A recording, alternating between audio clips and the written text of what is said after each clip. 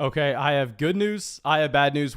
Good news is we are going to be back with our most requested video every single week. Like, these videos get by far and away less views than anything else. But if we're talking about the DMs I get every single day, hey Mason, when are we doing player props? Hey Mason, when are we doing player props? Hey Mason, are we going to go on Underdog Fantasy this week? Yes, you know we're doing our $1,000 bankroll challenge. Bad news is, though, we posted our second losing week on Underdog last week. Our picks, we had one ticket coming close to having that big hit, but I mean, it doesn't really matter if you come close. If you don't hit it, that means absolutely nothing. So yeah, it didn't really matter. So what we're going to be doing is we're going to go through and we are going to be making some player prop bets. I will give you all a recap of every single bet that I have made this season where we have been profitable every week except two. I believe week 6 and week 8. Those were 2 weeks that we lost. Outside of that, we've been profitable every single week on Underdog Fantasy. Still very profitable on the entire season, I'll say, because we hit some big bets. And of course, when you're making parlays, that's kind of what matters. Can we hit the 1 or 2 big ones? But yeah, let's go through. Let's check out our results. And also, I will show y'all the results of someone else that went out there and signed up for Underdog Fantasy. I'm not going to be doing the math here. Y'all can pause it, do it on your own, or you can just trust me whenever I'm this transparent and tell you exactly what's going on.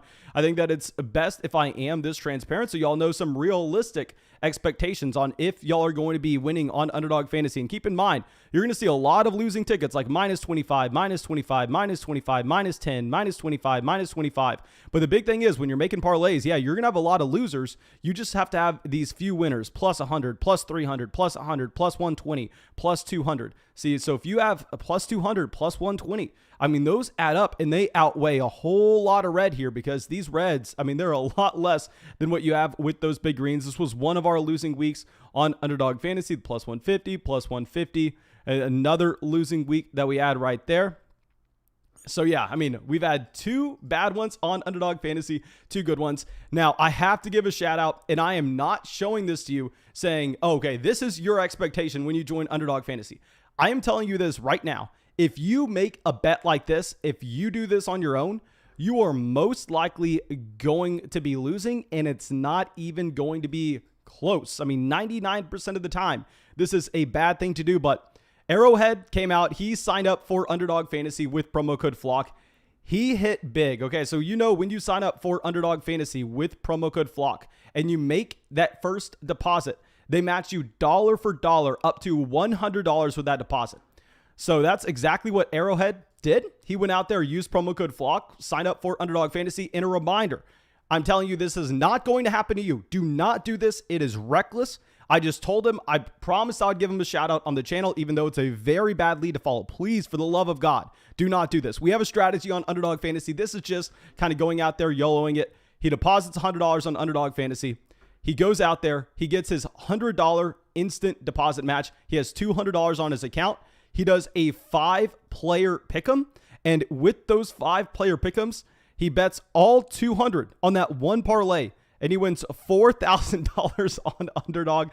Really funny to look at his actual withdrawals here, where he goes through, he deposits 100, he gets that automatic $100 deposit matched when he used promo code FLOCK. He goes 1 ticket slip, gets that $4,000 in instant withdrawal. That is pretty funny. Shout out to Arrowhead, but do not follow his example. Please, for the love of God. What I would do is I would go sign up for Underdog Fantasy with promo code FLOCK. Deposit a reasonable amount for you to go have fun with. They'll match that dollar for dollar. Of course, it will support the channel a ton when you do that at the same time. You can find the link in the live chat. You can find it in the description of the video. But let's go through and let's check out some of these player lines. And what we like to do here is go game by game, trying to build in correlation into these parlays because you can bet on the same game. So that's how I have managed to be profitable so far this entire season on Underdog Fantasy, is not by going across games, not by saying, oh, okay, I like this Josh Allen line, let's bet the over. Oh, I like the Mac Jones line, let's bet the over there. While yes, that can win, I think the majority of the time you're going to be losing to Underdog Fantasy if you decide to go across games, as you saw Arrowhead did and win big. But like I said, you should not be doing that. Please, for the love of God, don't do that.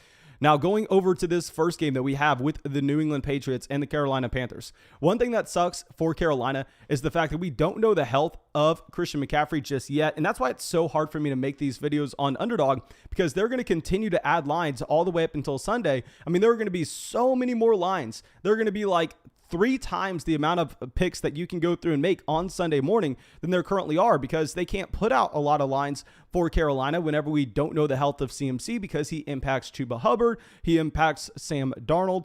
We only really have DJ Moore to pick from here. So essentially, if we're going to be betting on this game for the New England Patriots and the Carolina Panthers, we just essentially have one option to pick from on the Carolina side with DJ Moore. Now, if we're going to be looking at this line from Mac Jones at essentially 240 passing yards, this is a line that, I mean, he has been up and down pretty much the entire season. He got there against the Jets in week 7. He got there against the Buccaneers in week 4, the Saints in week 3, and the Dolphins in week 1. If we're going to be looking at Nelson Agholor versus Jacoby Myers, if we can see if we like any of those pick'ems, let's pull up Jacoby Myers real quick with the stat line that he has had. The volume's been trending in the wrong direction with Jacoby Myers. He was a player that averaged 10 targets a game at the beginning of the season, but now he's actually closer to 7-8 targets a game, which you definitely don't like to see. He hasn't even gotten to this 57 receiving yards mark since we got him in week 4, really. I think based on how this production is trending for Myers, maybe it's a good idea to go through, take the under in a tough matchup against Carolina. But if we were going to take the under on Jacoby Myers, building in that correlation, making those correlated bets, we would then have to go through and we'd have to also at the same time be taking the under on Mac Jones, because if Myers hits his under here, we know that Mac Jones will be likely to hit his as well. So really the only way that I'm wanting to go through and make this bet is if we look at DJ Moore and we can say, okay, this 68.5 receiving yards line, this is a good bet where we can go through and take the under, where in reality, DJ Moore has gotten to 68.5 receiving yards every single week this season outside of 2. Now, it's going to be a tougher matchup going up against the New England Patriots, because going up against the New England Patriots, we know historically Bill Belichick, based on what we just saw as well this past week with Mike Williams, they are going to be looking to take away that top passing game option.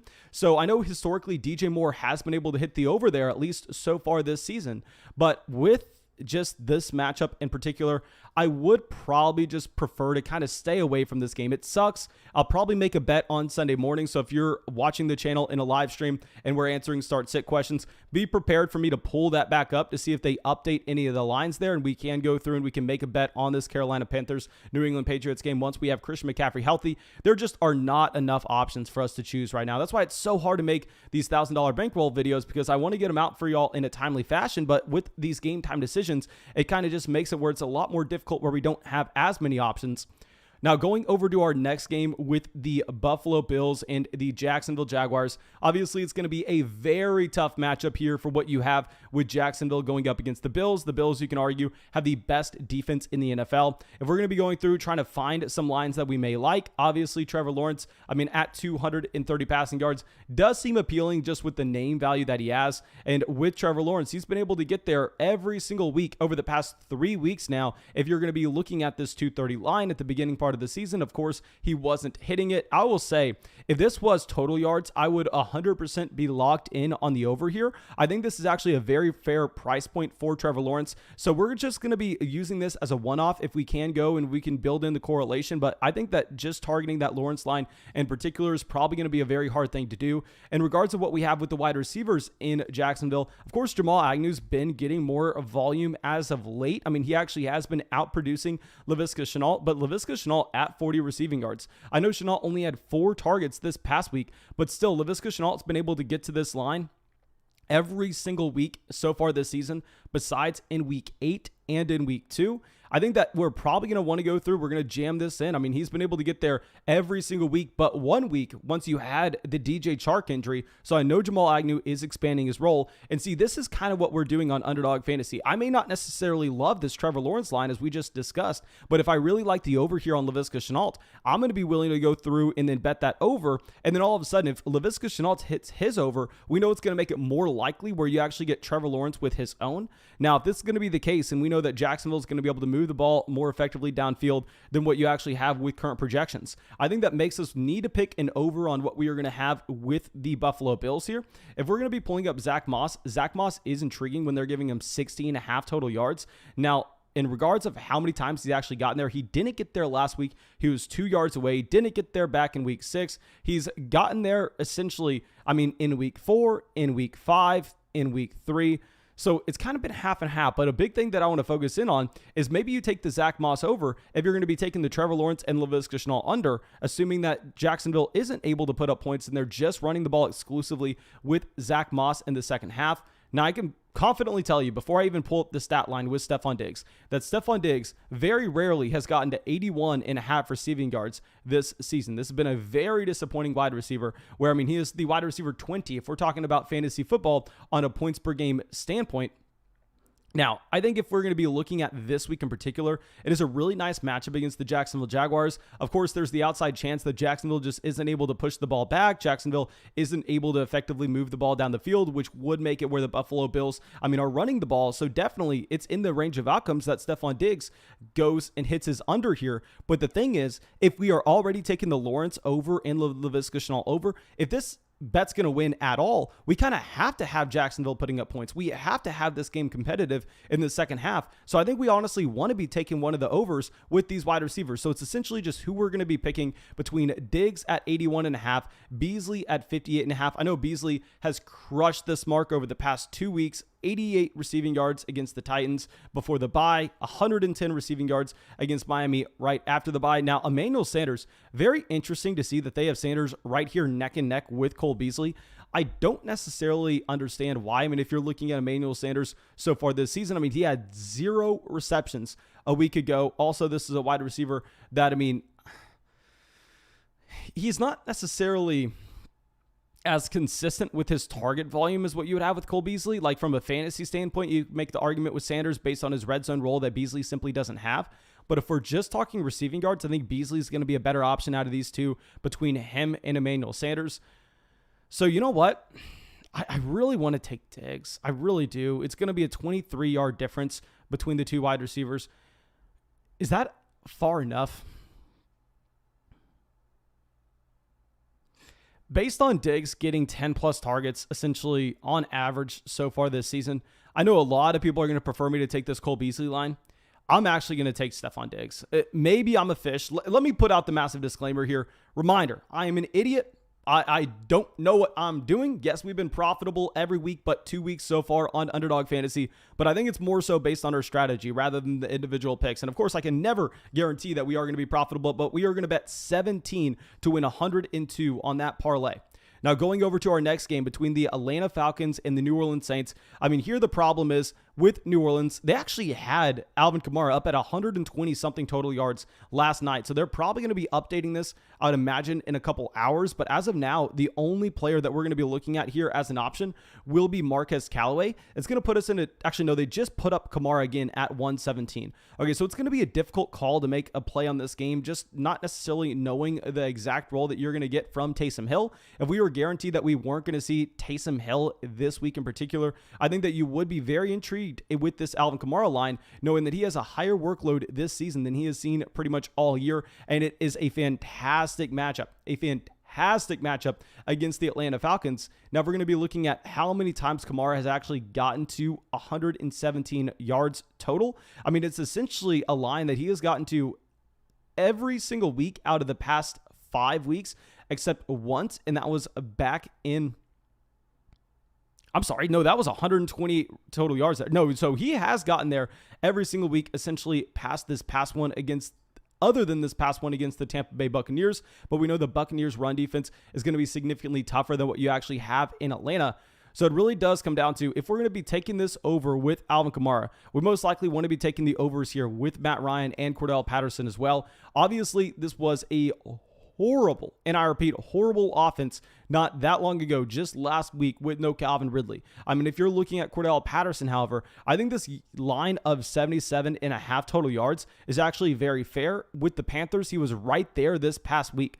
And if you're also going to be looking at what we had last time, you did not have Calvin Ridley in this offense against the Jets back in week 5. You actually had over 110 total yards in that contest for Cordell Patterson. But the issue is, this is a very tough matchup against the New Orleans Saints here. So maybe we actually want to be betting on the unders. If we're going to be looking at Matt Ryan in particular, this looks like it's going to be one of the toughest matchups Matt Ryan has had so far this season. Now, he has consistently gotten to 258 total yards. He got there in week 7, 5, 4, 3, and 2. Actually, no, he didn't get there in 3. That was against the Giants. He failed against the Eagles, the Giants, and the Panthers. He got there against the Dolphins, the Jets, Washington, and Tampa. But Tampa, he had 46 passing attempts. You know what? I think it's a really good idea to be betting on this game to just be a lower scoring contest in general, especially if we have the chance that Taysom Hill does take some of the usage in this New Orleans Saints offense that we haven't seen over the past few weeks. So I think it really does come down to, we're going to be taking the under on Matt Ryan. We're going to be taking the under on Alvin Kamara. We just have to figure out who we're going to be taking the under with between Cordell Patterson and Kyle Pitts to make this pick 'em slip, because I really like just getting the double stack in here and also at the same time getting our brain back. So if we're going to be looking at Kyle Pitts, I know this past week he was very disappointing, but if we're going back to that last game that you had with no Calvin Ridley against the Jets in week 5, Kyle Pitts had 120 receiving yards. So Pitts, in my opinion, is going to be a very safe tight end to just assume he is the primary driver of this offense. Okay, so if we're going to be doing this, we maybe, you know what? We're going to be taking the under instead with Cordell Patterson. With Patterson, I just think it's the matchup. I am going to be expecting the bump up in his usage in the receiving game, just given the fact that with Cordell Patterson here, I mean, this is a running back that obviously is a hybrid player, and with no Calvin Ridley, they're not trusting Russell Gage. I mean, you don't want to be funneling your targets through Tajay Sharp. So let's take the under on Matt Ryan, Cordell Patterson, and Alvin Kamara overall. I see in the live chat, Joshua says, LOL, do we do the opposite of you? I'll say, if you do the opposite of us so far this season, you would have lost money 6 out of 8 weeks. If you would have listened to us so far this season, you would have won money 6 out of 8 weeks. So keep that in mind. Keep that in mind. Now let's go to our next game, which will be the Las Vegas Raiders and the New York Giants. Really like this line. This is what you're going to see like on Sunday. Sunday morning, they're going to have so many picks where it's going to be a lot easier for us to go through and choose. Derek Carr is going to be a clear under for us here. Now, I know with Derek Carr, he has gotten to this mark of 279 passing yards essentially almost every single week so far this season. I mean, 400 passing yards week 1, almost 400 passing yards in week 2 and 3. But since then, I mean, we really have seen that he has taken a small dip down. Now, I will say that one other thing that I'm really expecting to change in this offense for the Las Vegas Raiders is I think that the loss of Henry Ruggs is going to play an impact. Now, Ruggs wasn't necessarily a wide receiver that had a lot of volume in his own right. He wasn't the player moving the chains down the field. However, with Henry Ruggs, he was the player taking the top off the defense. He was the player that was operating as the decoy in the offense, allowing Darren Waller and Hunter Renfrow to kind of be the main movers of the football. I really think that this Hunter Renfrow 64.5 receiving yards, I don't want to say it's the lock of the week, but it's definitely pretty damn close. Henry Ruggs was only getting about 5 targets a game in this Las Vegas Raiders offense before he left. Now, I think those 5 targets are going to be divided between, say, Jones, Bryan Edwards, and Darren Waller. I mean, Hunter Renfrow literally has half the average depth of target of what you had with Henry Ruggs before he left. They played 2 completely different positions. The loss of Henry Ruggs for me is one of the very rare wide receivers where I'd say it doesn't necessarily help another option in this offense like Hunter Renfrow. Okay, so now let's go with our next pick. We just have to essentially pick one under that we're going to be taking with the New York Giants here. Darius Slayton's under is actually pretty intriguing because they are going to be having Kenny Golladay good to go, at least based on what I last read. And with Darius Slayton, this is a wide receiver that, I mean, he either goes out there and he either drops 100 yards or he's dropping like 10 yards. I mean, we know that he's just living off the deep ball. I think that with Darius Slayton, he actually plays a very similar role of what you have with Kenny Golladay. I think with the loss of Sterling Shepard, that's going to give the bump up to Kadarius Toney rather than Darius Slayton. So you know what? I'm actually going to be taking the under on Slayton. He has gotten there 3 out of 5 weeks so far this season, but it's also a little bit of a tougher matchup against the Las Vegas Raiders. Actually, Daniel Jones, 245 passing yards could be intriguing. At first, I read that as total yards. Maybe we want to make this a 4-player pick'em slip. And one mistake that I've seen a lot of people make when they're going through and making these bets on Underdog Fantasy, kind of, we gave this disclaimer at the beginning of the video. Yes, we showed y'all that Arrowhead won $4,000 by doing a 5-player pick'em, but 5-player pick'ems are so rare to hit. I usually want to be sticking it to 3. I've found that, I mean, like I said, we've been profitable 6 out of 8 weeks so far on Underdog. I feel like sticking it to 3 is actually going to be one of the better things that we can do. I mean, once we go to 4, I swear to God, it's all, every single time you go to 4, you just get 3 out of 4. You just get 3 out of 4 nonstop. Now with Daniel Jones, he has not hit 245 passing yards since week 4 against the Saints. If this was total yards, I think we would actually be going through and taking the other side. But you know what? We're going to take the under. I mean, they don't have Saquon Barkley. The splits historically with and without Barkley for this offense are striking. So we'll bet 20 to win 200 on this slip. But I'm really recommending that y'all stick it to 3. Please don't be going to 4 and 5. That's usually when your win rate's just going to be drastically driven down. Now, our next lines, you're going to have the Minnesota Vikings and the Baltimore Ravens. Now, with Lamar Jackson, this is a quarterback that time in and time out, we've been taking the over essentially every single week, and he has gotten there essentially almost every single week. Like Lamar's almost averaging 313 passing yards a game.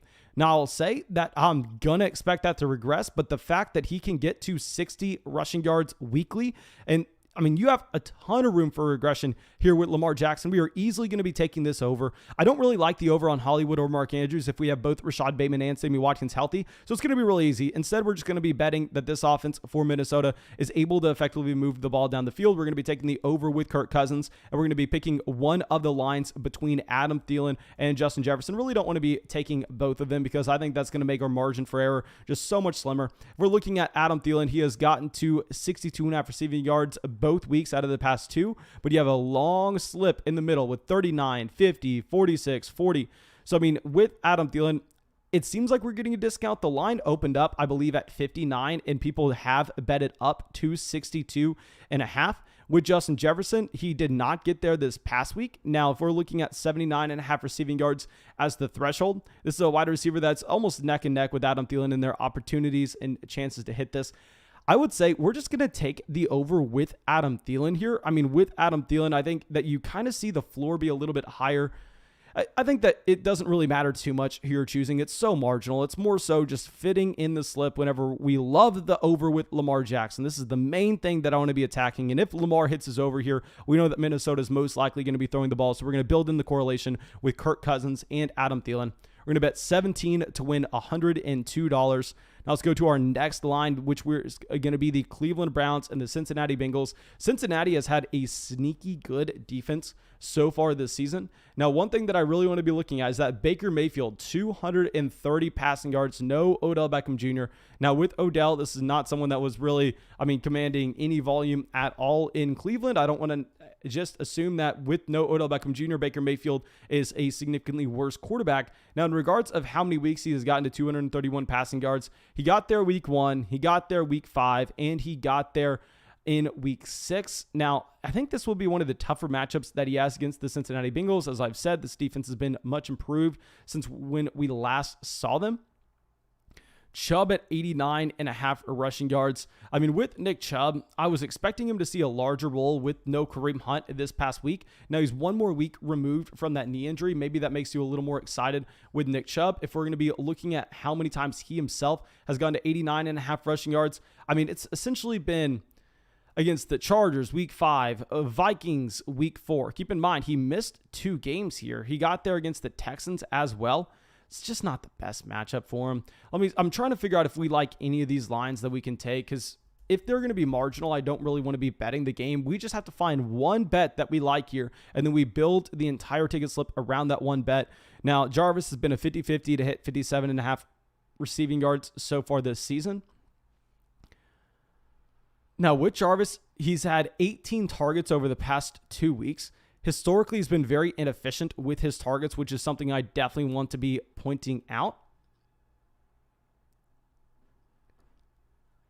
Okay, so interesting. I think that this game's honestly, the Cleveland side I don't really like right now. Hopefully they add in some more options a little later on. But we're probably just going to be playing the avoid with this. Let me check out Austin Hooper here. I think this could be a lower scoring game, but it's hard to take the under at 231 passing yards for Baker. Austin Hooper has gotten to 24.5 receiving yards 4 out of 7 weeks so far this season. Actually, 4 out of 8 weeks. So he's 50-50. We're going to be avoiding that line.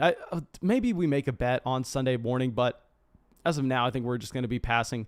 Now, in regards to what we're going to have here in Dallas, I think it's going to be a very easy thing to go out there and slam the over on Jerry Jeudy. I mean, with Jerry Jeudy, we did not want to play him coming back from that ankle sprain a week ago, but this week, love going out there jamming in Jerry Jeudy's over. You do not have Noah Fant in this offense. Noah Fant has seen about 7 targets a game. Think that taking the Jerry Jeudy over is fantastic. If we're going to be taking that Jerry Jeudy over, we know that this is a game that we want to be betting on higher scoring overall. I mean, maybe we take the over for Teddy Bridgewater.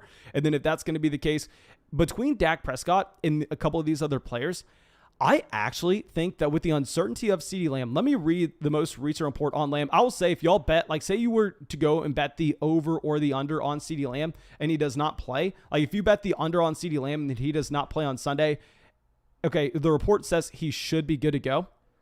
But say you were to take this under and then all of a sudden he doesn't play. It's not like you win that bet. They just toss it out and they just change the lines. I mean, the odds that you have with the other picks in that parlay slip. So usually betting on those injured players, I'm probably just going to be trying to avoid it. It is really impactful though if Lamb is going to be good to go for what we're going to be doing with Dak Prescott. Because if we have the combination of Michael Gallup and CeeDee Lamb in this offense, I think you have to be very excited about what we had with Dak. Dak's gotten to this line 3 out of 6 weeks so far this season. Not the easiest matchup in the world against the Denver Broncos, but we are betting that this Broncos offense is able to effectively push the ball down the field.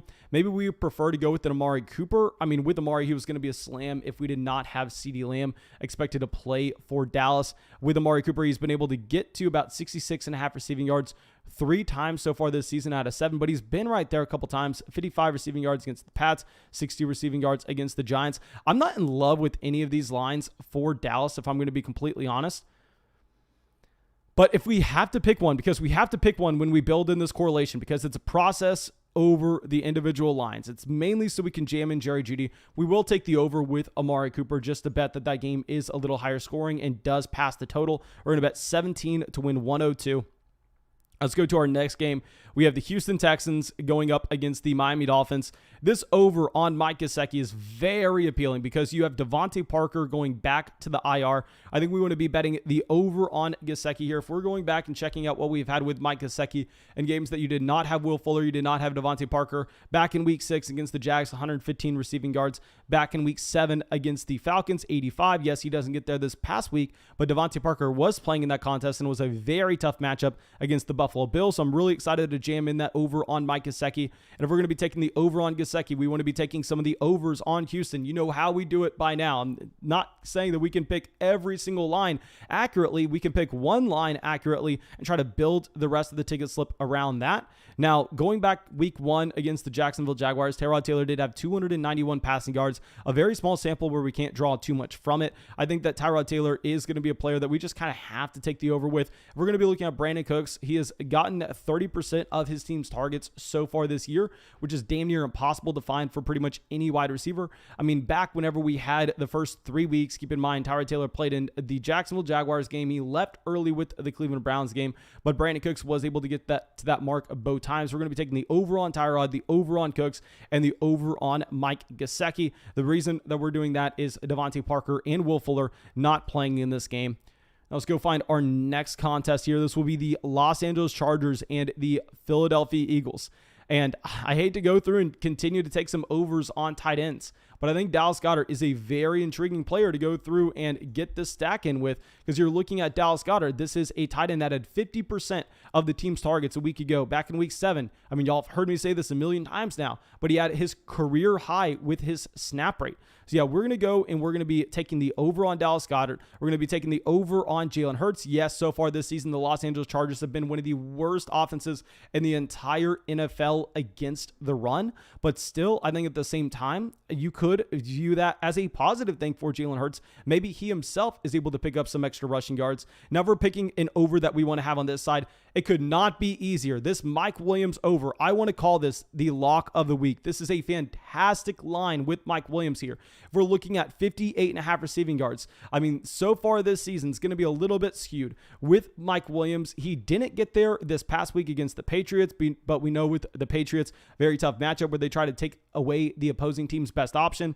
Against the Ravens in week 6, he played about 30% of the snaps there and did not practice a single time going into that game, so that we could just throw that out. And if we're throwing that out of the 6 healthy weeks that we have had from Mike Williams, he has crushed this mark 4 out of the 6. I think that with Mike Williams here, this is one of the best bets of the week. We're going to go very aggressive on the over Jalen Hurts, the over Dallas Goddard, the over on Mike Williams. If you're only going to make one bet of, say, $10 this week on Underdog, I would definitely advise it to be this one. Honestly, I think we go kind of all in. We're going to bet 50 to win 300 on this one. I just love that line of Mike Williams at 58.5 receiving yards.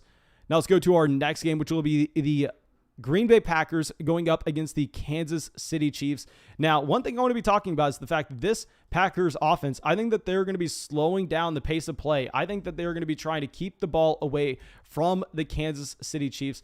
Now, one thing that I also want to be looking at is what the Chiefs have allowed opposing offenses to do so far this year and how many times those offenses have gotten to 234 passing yards as they currently have Jordan Love listed for. If we're looking at where they played the Giants, Daniel Jones was limited to 222 last week. I mean, but if we just go week by week here, we're going to see that the majority of the time, the opponent's quarterback is going to be able to get to 234 passing yards. Ryan Tannehill 2 weeks ago got to 270. Justin Fields this season got to 260. He got to 281. I mean, you had Jalen Hurts earlier this year. Of course, Jalen Hurts, a rushing quarterback, get to 387. You had Josh Allen this year getting to 315. You had Taylor Heineke definitely failing, but almost getting there, got to 182. So, I mean, just 9 times out of 10, this Chiefs defense has been allowing the overs to hit on Underdog Fantasy. They really moved up A.J. Dillon's line here. I'm surprised to see they have this A.J. Dillon line. You know what we probably want to be doing? I bet that if we go through, if we kind of take this, I think we may take this under on A.J. Dillon. And if we're going to be taking this under on A.J. Dillon, I wish this was total touchdowns. I would have really been wanting to bet the over on half a total touchdown for Aaron Jones. But for just the rushing touchdown, and I'll say they can definitely look to lean on the run a little bit more. As we've said, I think that Green Bay actually tries to slow this game down. And with A.J. Dillon, yes, he's been getting a consistent workload in this offense. I mean, maybe we don't want to take that 43.5 rushing yards. He got there week 8. He got there week 6. He got there in week 4 as well. But one thing I think we could do is take the over Aaron Jones, the under A.J. Dillon, essentially betting that Jordan Love's going to be checking the ball down to Aaron Jones very often. They're going to be significantly behind in this game. And we're going to be betting that they're really behind in this game. I think you would just assume that the Kansas City Chiefs were able to put points up on the board early. And this is the lowest line that we have had for Travis Kelsey all season. Earlier this year, if you were going to be checking out the over-unders on Kelsey, he was going to be in the high 90s with what Underdog Fantasy had for his over-under on his 90 receiving yards. Now, so far this season, if we're looking at 76, he got there in week 1, week 2, week 3, week 6. I think against the Packers, it's a fine matchup. I would always be betting against him scoring a receiving touchdown. Just think on a week-to-week basis, it's going to be a tough bet to make. You know what we're probably going to be doing instead? Instead of having to pick one of the individual players on the Kansas City Chiefs, I think we're going to be taking the Mahomes over. Yes, Mahomes has been very disappointing so far this season, but with him having the worst year of his career so far, he is still almost getting to 291 receiving and passing yards every single time. So we're going to be betting that this game turns into a slight shootout. You know what? I think we can take the over on Jordan Love here if we're going to be making this bet. I think we're going to take the over on Jordan Love. It's going to be one of our rare times that we take 4-1 ticket. So we're going to take the over on Aaron Jones, Jordan Love, Patrick Mahomes, betting that this is going to be a game that you do see the passing volume ramped up. We're taking the under on A.J. Dillon. Reminder, I am not recommending any of y'all to go through and put 4 or 5 players in one take-em slip. That's a very hard thing to do. Historically, I mean, I've been very bad at doing so at the same time. Now, going over to this last game with Arizona versus San Francisco, they don't have any of the lines up because you don't know the health on Kyler. You don't know the health on Hopkins. So, I mean, right now you just had George Kittle getting activated off the IR. So maybe we make some of those bets on Sunday when they have a lot more out there for us. But for now, I think we're going to have to be avoiding it. And yeah, I think actually I can go through. I can recap what we have right now as our lines. So this week in particular, I'll hide my screen really quick. We went out there and we have 60, just call that 35, so 95. Then on top of that, about 120, 140, say 165. We have about 180 on bets this week. Of course, I will update y'all next video whenever we do this challenge. Really, we just want to hit that 3 picks for 300 with the over on Dallas Goddard, the over on Jalen Hurts, and the over on Mike Williams. We hit that, I'm going to be a happy man. But of course, thank you so much for checking out this video. Really hope that y'all enjoyed it. And like I said, I gave that shout out to Arrowhead at the beginning of the video. But for the love of God, when y'all go sign up for Underdog Fantasy, use promo code FLOCK. Do not go bet all of that on one pick'em slip. Do not do a 5-way player. That's a very bad idea. And yeah, Alan coming out says, yo, did you tell him about the winnings I got last week? Yeah, yes, we went through. We talked about that at the beginning of the live stream. And congrats again, my friend, but please do not follow his lead. My advice would be go deposit whatever you want on Underdog Fantasy, whatever you feel comfortable losing, because you probably will in the long haul. Use promo code FLOCK. They'll match that dollar for dollar up to a $100 deposit, available in damn near every single state. They also have drafts that you can do on Underdog Fantasy at the same time. So of course, thank you so much for supporting the channel. You can find that link in the live chat, find it in the description of the video. I will be live streaming an injury update video a little bit later on today, probably in 2 or 3 hours. So I'll see y'all then, and we'll be answering questions tonight. So thank you so much, everybody coming out to the live stream, and I hope you have a great day.